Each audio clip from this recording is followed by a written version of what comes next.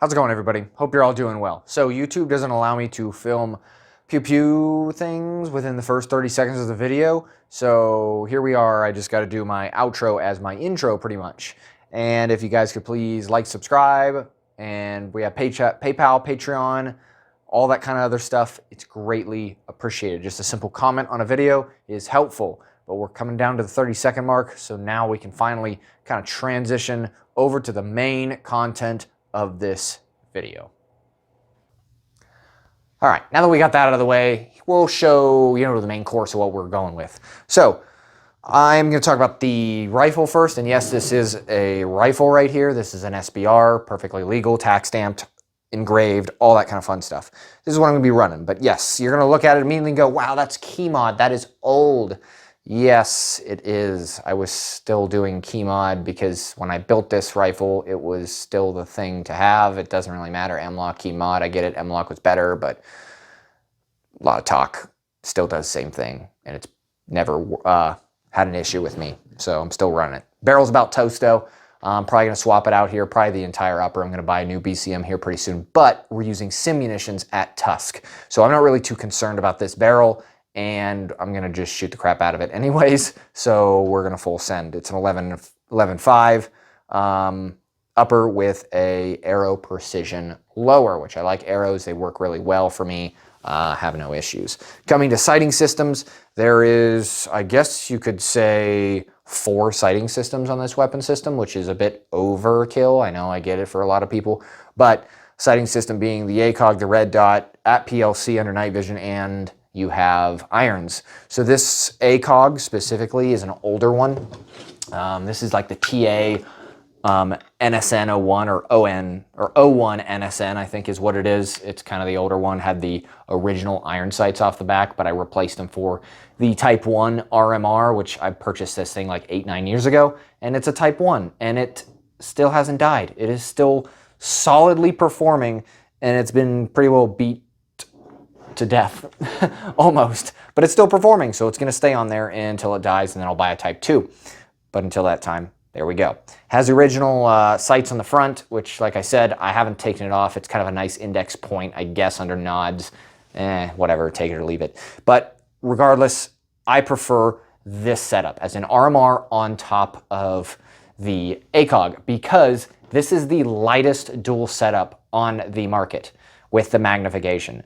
And if you really want to dive into it and look around, like, yeah, LPVOs, you're getting like 6 power magnification or something like that, or 8, or even 10, but nowhere near as light as this setup. This setup, between the two, 14 ounces, which is insane. And that is even still with these big old knobs on here that, are the original. Now, if I would do like a LaRue or whatever the mount, the quick disconnect mount, whatever it is, it would probably even bring the weight slightly lower in that aspect too, but I haven't done that because it works well. BCM mod, I think it's a 3 charging handle back here. So that works, yay, it works pretty good. Moving further down, weapon light aspect is the Surefire M600. I've had this thing on here for 8 years, pretty beat. It's got probably all kinds of nasty stuff on it, but it works really well. Connections are still pretty good. I've been always worried about snapping this off. I haven't yet, and I've been through several training courses and I'm impressed, but this is going down to a dual pressure switch. Pretty nice, right? Light laser, and then my at PLC up here, followed up with the PEC Leaf sight, which is really nice, off the kind of old school military, the Maytech sights back here. In case I would have to tear this off, I guess I could do it. I could take it off, but this is what I've been running. Everything's tethered to, like, if you look really far down in there, I have paracord and wire. So the wire is mainly wrapped around to where the barrel is, so it doesn't, so the paracord doesn't melt. I've had that happen a couple times and I didn't like it, so I replaced it with wire. Same with this. This has like a wire piece that goes through it. That's just a DIY job that I did myself. Nothing too major about it, but I'm not going to show you weapons insertion or a magazine insertion or anything because YouTube kind of gets freaked out about that stuff. But this is what I'm running. I'm running 12 magazines. As you can see, I'm a fan of the GIs or OK Industries or Brownells, or even there's a Palmetto metal mag chilling in there. And it's been really good. And I figured, I'll throw it in there too.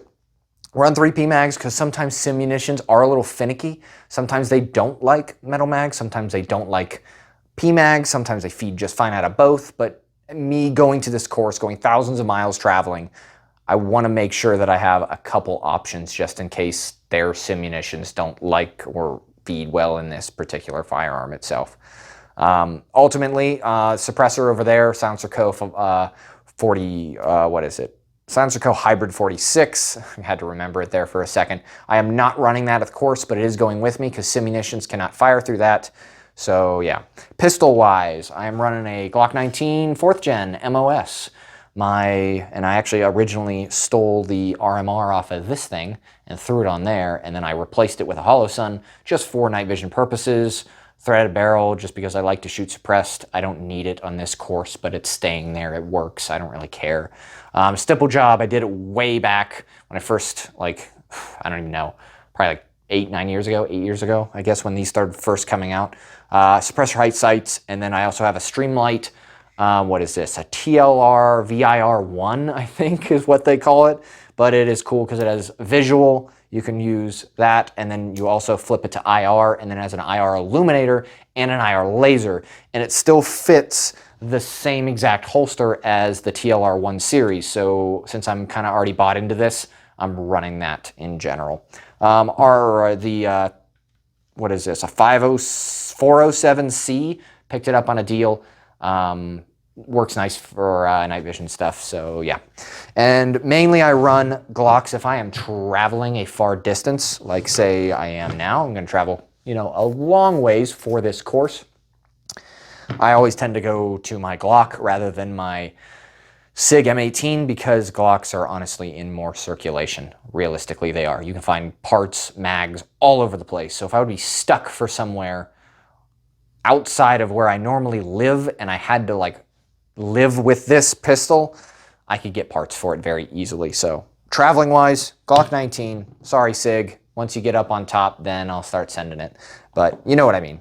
But other than that, did I go over sling? I have no idea on the rifle. Sorry about that. Blue Force Gear sling, pretty nice. This is a Vickers sling with the detachable, 2 detaches actually there and there. Works. A lot of people complain that these have broken, but realistically I've used this sling or slings identically to it, operational career and whatnot, and they have never failed me. And I mean, I'm slamming them in MRAPs and Bearcats and all kinds of up armoreds and getting down to the ground, and they have not failed me. I have saw them fail, but not for me. So maybe I just take care of my weapon system more than other people. I don't know. Maybe I'm lucky. Probably none of that, but yes. Ultimately, this is what I'm taking. I figured I'd share it. Let's see how it goes. I hope it works out well. I have no idea, but this is normally what I run, so I suspect in the course it will do well. And if it doesn't, then I will come back, do another video, and show you what I've done to alleviate the issues. So, other than that, if you guys like this kind of stuff, definitely like, subscribe. There's more stuff on the way for all this TUSC buildup. I honestly have no idea what I'm in for, other than the report that they sent me to prepare myself for. But I'm just kind of going into this blind, having a good time with all the gear. But other than that, y'all have a great day.